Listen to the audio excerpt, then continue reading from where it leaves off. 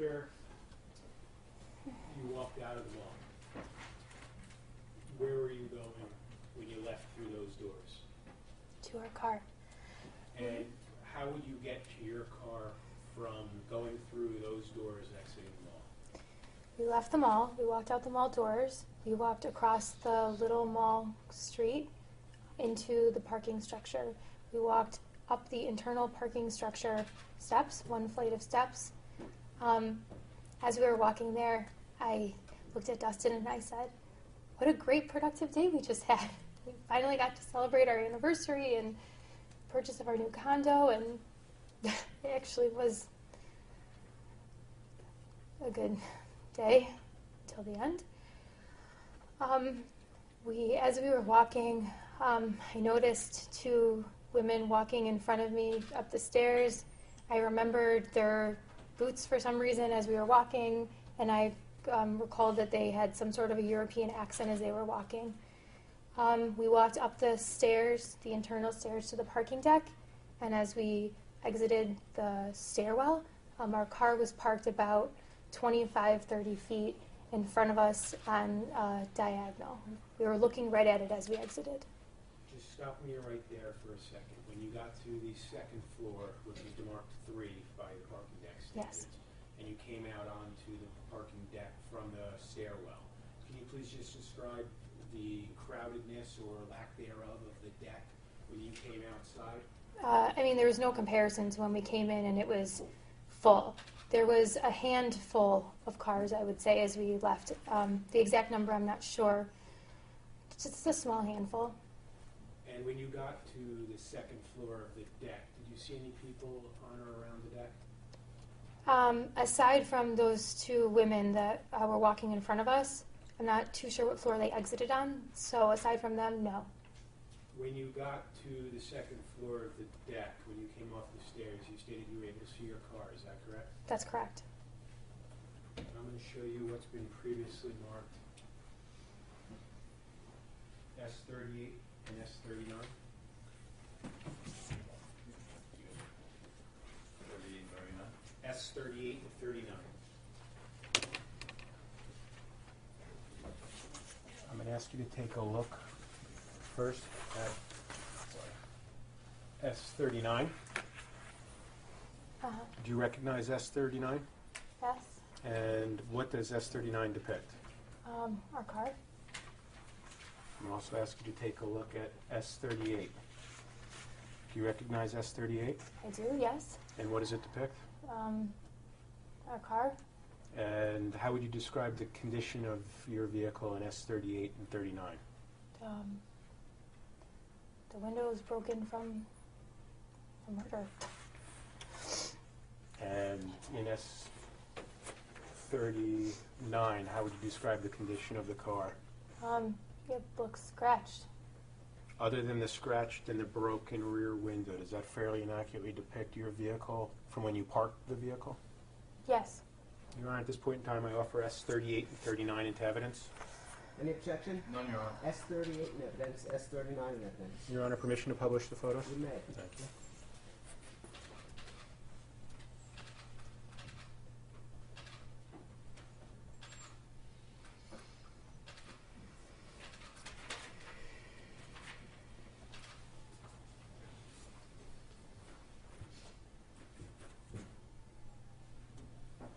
You're on the second floor of the deck. You just come out of the stairwell. You see your car approximately 25 feet away. What did you do at that point in time with Dustin? We walked to the car. He opened the car door for me, as he always did. I got in the car. I buckled my seatbelt. Because we were so close to that red piping, as I described earlier, he couldn't walk around to get to the driver's side from the front, so he had to walk around the back of the car to get to the driver's side door. When you said he opened the door for you, is the Range Rover a remote, or how does he unlock or open the door before he can physically open the car door? Yes, as long as you're within a certain amount of distance, you can just I think we could never quite figure it out, but yes, you should be able to just press the handle and it unlocks. And do you know what, if anything, happens to the lights on the vehicle when the car unlocks? They light up. And after the vehicle was opened by Dustin, you sat in the front passenger, correct? I buckled my seat and I sat there. And do you recall if he closed your door? Yes. And then he proceeded towards the rear of the vehicle, is that correct? Yes. And can you please describe what happened as he proceeded towards the rear of the vehicle? So I was sitting in the car, and I buckled my seatbelt, and I was waiting for him to get in the car, and as I was waiting, I heard muffled talking. And I thought, oh my God, Dustin's making friends with someone, I just want to go home, what are you doing? And so I turned around, and I saw Dustin standing in the middle of a person, a man on each side of him. I saw the person that was in the passenger side was clearly shorter, how they were hunched over Dustin. And I saw the person on the driver's side door was obviously tall, how he was hunched over. I saw a struggle. This all happened within 10, 15 seconds. I saw the struggle. I saw the taller man who was behind the driver's side door. I saw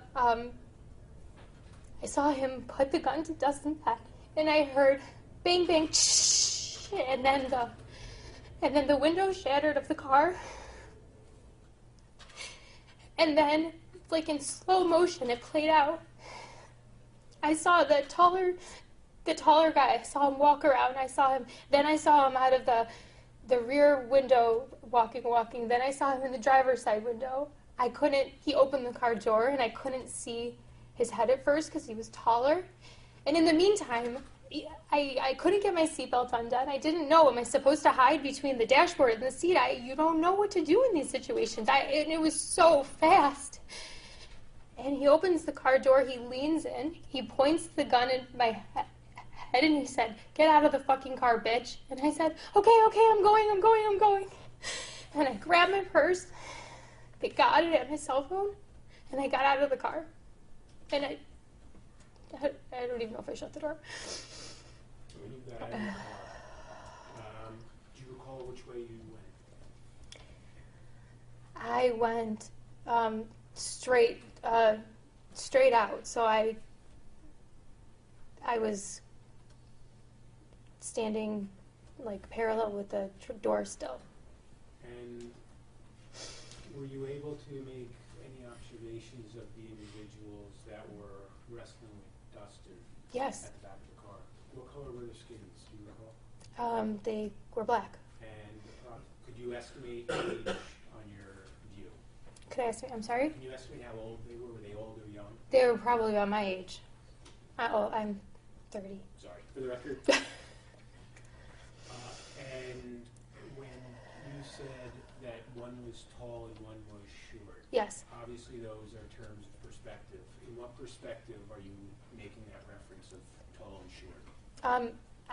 I could tell that the person that was on the passenger side was significantly shorter because just how the huddle, Dustin in the middle, and he was the one that was first on top of Dustin, and then the taller guy who was on the driver's side door behind was on top of the whole pile, kind of, and it was clear that he was taller. And not only that, but when the taller guy who shot him, when he walked around to the car, I understood his height because it was an SUV that we owned, and I couldn't see his head until he leaned in. So when he initially opened the car door, I couldn't see his head because he was taller than the car. From the point the taller individual stuck the gun into your face and when you got out of the car, did you see the second individual, the shorter one as you described? After that, you mean? Yes. No. I saw him get into the car. Yes. So I saw him get into the car, but after that, after they stuck the gun in my face, no, they were in the car. Okay, so at that point in time, you were able to exit the vehicle, Yes. and those two individuals that were struggling with Dustin got into the car. They got into the car. Both car doors slammed. And what happened at that point? Well, the car doors slammed and they skidded out of there. And I was even thinking, like, oh my God, they're going to run him over because I'm standing here and he's right there. And I just knew. I knew when I turned around. I knew what I was going to see. After the car was gone, what did you see? I turned around and thank you. I turned around and I saw Dustin laying there in a pool of blood. And I ran over to him. And I couldn't get my phone to work because I just got it at the Apple store. And it was just right when the thumbprint came out. And I programmed it at dinner because I thought it was so cool. And I couldn't figure out how to unlock my phone to call 911. And so I leaned down. I was on the floor, covered in his blood, and he was covered in his blood. And I held my hand to his head, and I was screaming. I was screaming, "Stay with me, stay with me." I mean, you don't even know what to do in situations like that. And I'm screaming, "Stay with me, stay with me." And I see his eyes, and he's looking at me, and he's gasping for breath. And I couldn't get my phone to work. And eventually, it felt like an eternity. Eventually, somebody ran over with a walkie-talkie, and I heard him say into the walkie-talkie, "Call 911." So I thought, okay, that's taken care of. And so I finally got my phone to work. And I called my mom up from Michigan, and I was by myself. And so I called my family. And Take your time. And eventually, there's blood everywhere. Some officers started arriving on the scene. And my phone was dying. They don't obviously give you a charged phone. And so they wanted to I don't even know. They took me away from Dustin as soon as someone finally showed up. And my phone was dying, and I was on the phone with my mom, and I was all alone. And so they opened the back of the police car door for me, and I plugged my phone in because I didn't want to hang up with my mom. And I sat like half in, half out of the police car while because they wouldn't let me buy him anymore while it was happening. Just slowing you down for a second, I know it's difficult, but just need to ask, when you were holding Dustin, were you able to communicate with Dustin? I was screaming, "Stay with me, stay with me." His eyes were following me. They were focused on me. He was blinking. He was gasping for breath, but I know he heard me. I know he heard me, but otherwise he could not talk, no. And he was breathing when he was in your arms, is that correct? Yes. And ultimately, law enforcement and medical personnel came on the scene, and that's when you were escorted from holding Dustin to the back of a police vehicle where you were sitting half in and half out, is that correct? Yeah, they wouldn't let me buy him anymore because, well, I don't really know why, but yes, that is when, yes. And while you were at the police vehicle, people were rendering aid to Dustin, is that correct? Yes. And ultimately, Dustin was taken from the parking deck to a hospital, is that correct? A while later, yes. 911 didn't come. I hung out with my mom so I can call 911 myself, and like a half an hour later, finally, an ambulance showed up, but not really because they couldn't get the ambulance into the parking deck. And he's literally bleeding out on the ground, and so they had to literally roll the stretcher up the incline of the parking deck to get to him. and they loaded him on the stretcher, and then, yes, they took him. After he was loaded on the stretcher and ultimately taken down the ramp and off, is that when you were then taken in the police vehicle to Milburn Police Department? Yes, they shut the door to the police car. I didn't know where I was going. I assumed I was being taken to the hospital.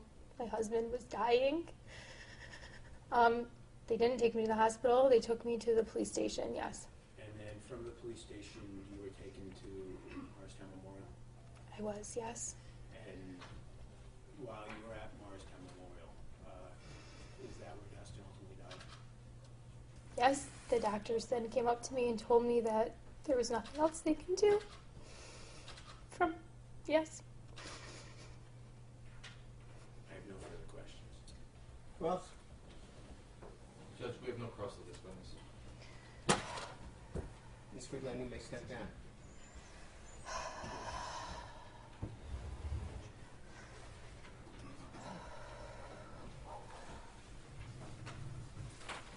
Just for housekeeping, I would have to move in the two discs, that being S50 and S51, which were already played. Any objection, S50 and S51? None, Your Honor. In evidence.